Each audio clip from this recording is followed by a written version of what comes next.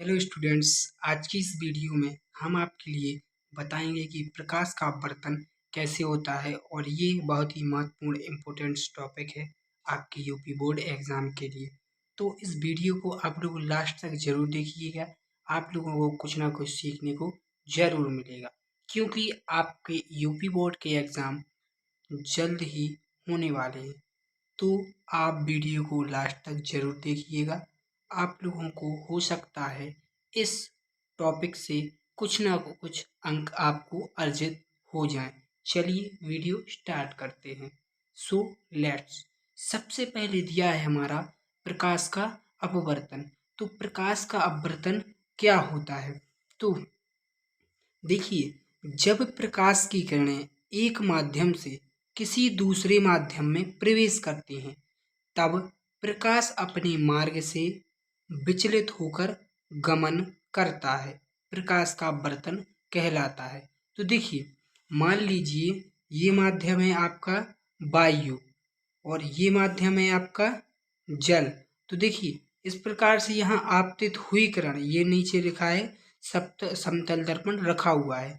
जब प्रकाश की किरण आपतित हुई और देखिए इसको जाना तो इस तरफ था, लेकिन ये अपने मार्ग से कुछ विचलित होकर इस तरफ नहीं जाकर कुछ अभिलंब की ओर झुक गई। तो यही प्रक्रिया क्या है?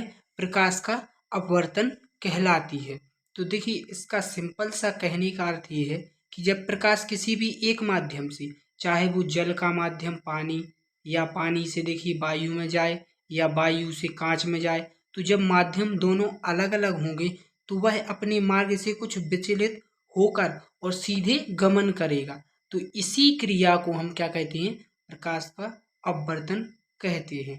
तो आई होप कि आपको ये सब समझ में आया होगा। चलिए आगे बढ़ते हैं। तो अगला हमारा दिया गया है कि अपवर्तन के नियम क्या हैं। तो देखिए, अपवर्तन तो होता है, लेकिन इसके भी जिस प्रकार से परावर्तन के नियम होते हैं, उसी प्रकार से अपवर्तन के भी कुछ नियम होते हैं। तो चलिए इन नियमों को देखते हैं। तो पहला नियम दिया गया है हमारा कि देखिए, अपवर्तन के नियम क्या है। तो इसके प्रायः दो नियम होते हैं। तो सबसे पहला नियम हमारा दिया गया है, जो देखिए क्या है कि आपतित किरण और अपवर्तित किरण तथा अभिलंब तीनों एक तल में स्थित होते हैं। तो देखिए, सबसे पहले ये समझने वाली बात है कि आपकी आपतित किरण कौन है और अपवर्तित किरण कौन है। तो सबसे पहले आपको ये बताने वाला हूँ। तो देखिए, ये क्या है? ये प्रकाश की किरण जब हमने किसी माध्यम में डाली तो ये आपतित किरण हुई, और जब यह टकराकर विचलित होकर कुछ अभिलंब की ओर झुक गई, यानी अपने मार्ग से विचलित हुई, यानी ये अपवर्तित किरण है। और जो आपको इस प्रकार से सीधे इस पर लंब दिख रहा है, यही क्या है? अभिलंब है। तो देखिए, कहने का मतलब क्या है कि आपतित किरण और अपवर्तित किरण, आपतित किरण ये है और अपवर्तित किरण ये है, और अभिलंब तीनों कैसे एक ही तल में होते हैं। तो देखिए, ये अब आपतित किरण है और ये अपवर्तित किरण और अभिलंब, ये देखिए तीनों एक ही तल में स्थित हैं। तो ये आपका अपवर्तन का प्रथम नियम है। चलिए इसका नेक्स्ट नियम यानी सेकंड वाला नियम देखते हैं। तो इसका दूसरा नियम क्या है? तो चलिए देखते हैं। तो देखिए, अब इसका सेकंड वाला जो नियम है वो क्या है? तो सेकंड वाला नियम क्या कहता है, यानी सेकंड वाला नियम क्या कहता है? तो प्रकाश किरण के लिए आपतन कोण कीजिए और अपवर्तित कोण कीजिए, यानी आपतन कोण की माने तो आई, यानी कोण क्या है? आई। आप लोग पढ़े होंगे तो थोड़ा बहुत आप जानते होंगे। तो इसको किससे डिनोट करते हैं? आई से।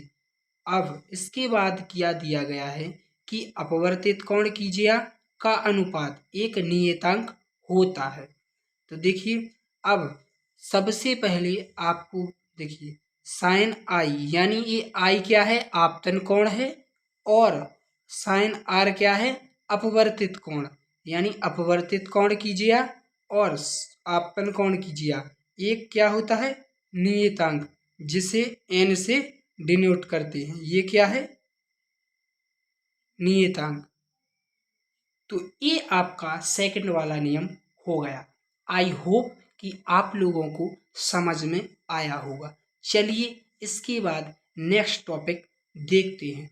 अब देखिए, अपवर्तन का क्या नियम हो गया और प्रकाश का अपवर्तन कैसे होता है ये भी हो गया। लेकिन एक मेन पॉइंट्स जो है आपका, कि अपवर्तन का कारण क्या है, अपवर्तन कैसे होता है, अपवर्तन क्यों होता है, तो इसका क्या आंसर है चलिए देखते हैं।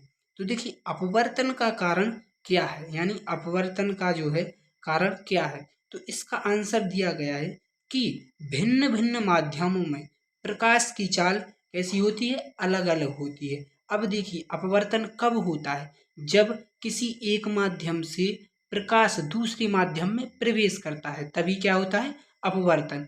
अब देखिए, अपवर्तन तभी होगा कब, क्योंकि इसका कारण क्या है कि माध्यम दोनों अलग अलग होंगे, और अलग अलग होंगे तो अलग अलग माध्यमों में प्रकाश की चाल अलग अलग होती है। तो ये इसका मुख्य कारण है अपवर्तन का। आई होप कि आप लोगों को ये सब कुछ जो है, सब कुछ समझ में आया होगा। अगर आपको इस टॉपिक से रिलेटेड कोई भी डाउट्स है तो आप कमेंट बॉक्स में लिख सकते हैं। मैं कोशिश करूंगा आपके कमेंट को रिप्लाई करने का। चलिए मिलते हैं एक्स न्यू टॉपिक के साथ, जो आपके यूपी बोर्ड 2023 के एग्ज़ाम के लिए वेरी इम्पोर्टेंट होगा। जय हिंद।